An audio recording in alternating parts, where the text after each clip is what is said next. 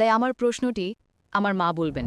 ধরুন আমি যদি বলি যে আপনার দুজন মা আছেন, ও একজন নাস্তিক। যে আমাদের সৌরজগতে কয়টি গ্রহ আছে, ও জানে না। আপনার কয়জন বোন আছে? ও একমাত্র কন্যা। আমি হাই স্কুলের তৃতীয় বর্ষে ছাত্রী এবং আমি ইসলামে বিশ্বাস করি না। আসলে আমি ভালো কথা বলতে পারি না, তাই আমার প্রশ্নটি আমার মা বলবেন। আমি দুঃখিত, ওর প্রশ্নটি খুব একটা শিক্ষণীয় নয়, কিন্তু ইসলাম সম্পর্কে এটাই ওর প্রথম প্রশ্ন, তাই দয়া করে বুঝবেন। অবশ্যই অবশ্যই। বোন, আপনাকে স্বাগতম। ও একজন নাস্তিক এবং আপনি একটু আগে একজন নাস্তিককে ঈশ্বরের সংজ্ঞা দিতে বলছে।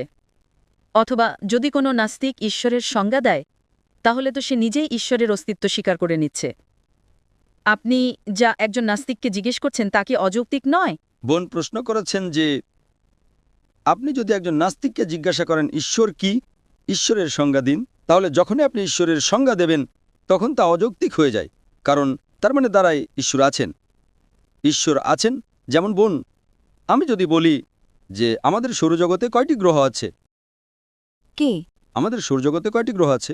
সৌরজগতে কয়টি গ্রহ আছে? কয়টি আছে? ও জানে না। কয়টি গ্রহ? সম্ভবত 8টি। 8টি গ্রহ। ধরুন যদি আমি বলি যে 20টি গ্রহ আছে, এর মানে কি 20টি গ্রহের অস্তিত্ব আছে? যদি 20টি থাকে তাহলে কি এর মানে 20টিই আছে? না, 8টি আছে। ঠিক আছে। আপনার কয়জন বোন আছে? ও একমাত্র কন্যা। কোনো ভাই আছে? আমি একমাত্র সন্তান। একমাত্র সন্তান, ঠিক আছে। আপনার কয়জন মা আছে? আপনার কয়জন মা আছে? একজন। একজন মা, ঠিক আছে। ধরুন আমি যদি বলি যে আপনার দুজন মা আছেন, ঠিক। আমি যদি বলি 2 এর সংজ্ঞা দিন, 2 মানে 1 + 1 হলো 2। আমি 2 এর সংজ্ঞা দিয়েছি বলেই যে দুটি মা থাকবে তা নয়। আপনি কি বুঝতে পারছেন?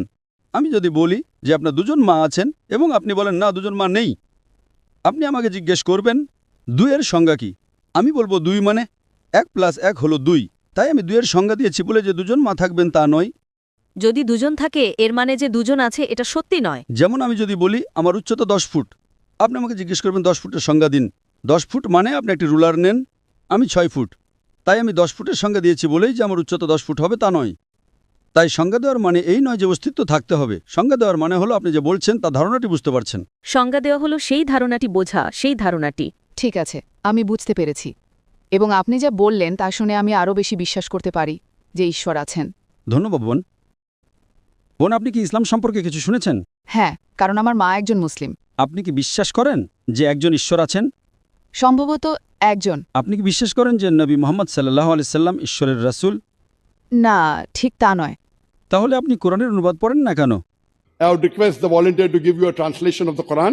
আপনাকে কোরআনের একটি অনুবাদ দিতে, কোরিয়ান ভাষায়, যে ভাষাটা আপনি ভালো বোঝেন। আমি আপনাকে এটা পড়তে বলবো এবং নবী মুহাম্মদ সাল্লাল্লাহু আলাইহি ওয়াসাল্লামের জীবনী সম্পর্কেও পড়তে বলবো, এবং আমি সর্বশক্তিমান ঈশ্বরের কাছে প্রার্থনা করি যেন তিনি আপনাকে এক ঈশ্বরে বিশ্বাস করার এবং নবী মুহাম্মদ সাল্লাল্লাহু আলাইহি সাল্লামকে ঈশ্বরের রাসূল হিসেবে বিশ্বাস করার হেদায়েত দেন। ধন্যবাদ। আপনাকে স্বাগতম বোন।